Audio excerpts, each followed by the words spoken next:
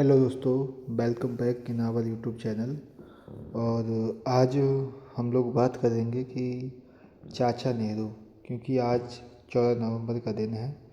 और आज जो है हम पंडित जवाहरलाल नेहरू जी, जो भारत के पहले प्रधानमंत्री रहे, उनके जन्म दिवस को हम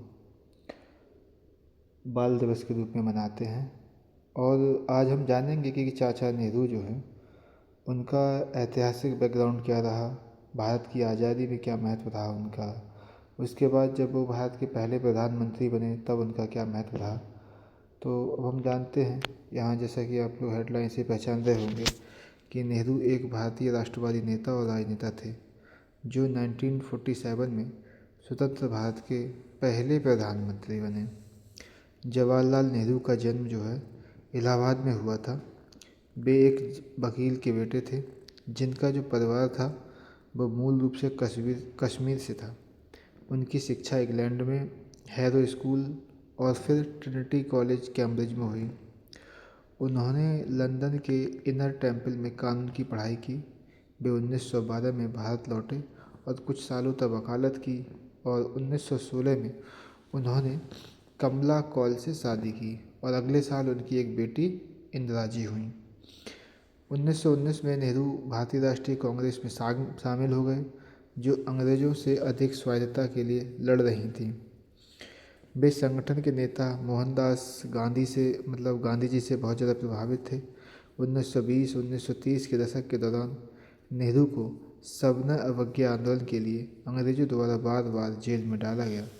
1928 में वे कांग्रेस के अध्यक्ष चुने गए। फिर द्वितीय विश्व युद्ध के अंत तक नेहरू को गांधी के उत्तराधिकारी के रूप में मान्यता मिल गई।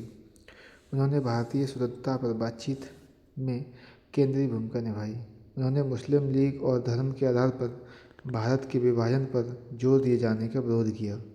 अंतिम ब्रिटिश वायसराय लुईस माउंटबेटन ने विभाजन को सबसे तेज और सबसे व्यावहारिक समाधान के रूप में वकालत की, और नेहरू अनिच्छा से सहमत हुए।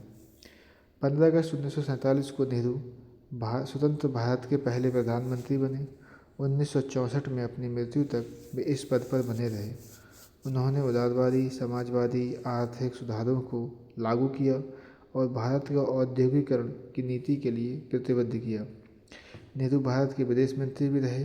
अक्टूबर 1947 में उन्हें कश्मीर राज्य को लेकर पाकिस्तान के साथ संघर्ष का सामना करना पड़ा, जो स्वतंत्र भारत के समय विवादित था। नेहरू ने भारत के दावे का समर्थन करने के लिए राज्य में सेना भेजी। संयुक्त राष्ट्र द्वारा युद्ध विराम पर बातचीत की गई, लेकिन कश्मीर आज भी बहुत अस्थिर है। शीत युद्ध की पृष्ठभूमि में नेहरू ने भारत के लिए एक सकारात्मक तटस्थता, ठीक है ना, पॉजिटिव न्यूट्रलिटी वाली की नीति को विकसित किया। वे अफ्रीका और एशिया में के गुटनिरपेक्ष के देशों के प्रमुख प्रवक्ताओं में से एक बन गए, जिनमें से कई पूर्व उपनिवेश थे और जो किसी भी प्रमुख शक्ति पर निर्भरता से बचना चाहते थे। दोनों देशों द्वारा सहयोग के प्रयासों के बावजूद भारत चीन सीमा विवाद 1962 में युद्ध में बदल गया और भारतीय सेना को निर्णायक रूप से पराजित किया गया। इसका नेहरू को गिरते स्वास्थ्य पर, इससे जो क्या हुआ, नेहरू जी जो है उनके हेल्थ इफेक्ट पड़े, बीमार पड़ गए, और फाइनली 27 मई 1964 को उनकी मृत्यु हो गई। बाद में इंदिरा जी जो है प्रधानमंत्री रहीं। तो नेहरू जी के जो स्वतंत्रता आंदोलन है उसमें बहुत बड़ा जो है योगदान रहा। इसीलिए जो है गांधी जी ने जो है नेहरू जी को प्रधानमंत्री पद के लिए जो है योग्य समझा। नेहरू जी को बच्चों से बहुत ज़्यादा प्रेम था। नेहरू जी जो है बच्चों के प्रति प्रेम की भावनाओं से ओतप्रोत रहा करते थे।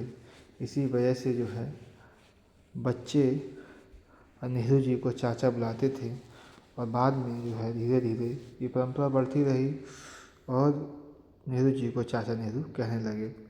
तो आप सभी को नेहरू जी के जो जन्म दिवस और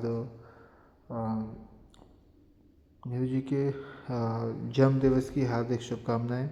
आप सभी लोग इतिहास में नेहरू जी के बारे में पढ़ें, बाद में कोई किसी भी तरह की टीका टिप्पणी से बचें, क्योंकि नेहरू जी आज़ादी के समय में नेहरू जी का बहुत बड़ा योगदान रहा। नेहरू जी, इनके पिताजी, ठीक है ना। आप जानते ही हैं कि जो हम नेहरू जी ने जो है 1923 में एक कमेटी का गठन की, मतलब जो है ये परिवर्तनवादी थे, चेंजेस चाहते थे और विधानसभा में जाकर के जो है ये अंग्रेज़ों का विरोध करना चाहते थे।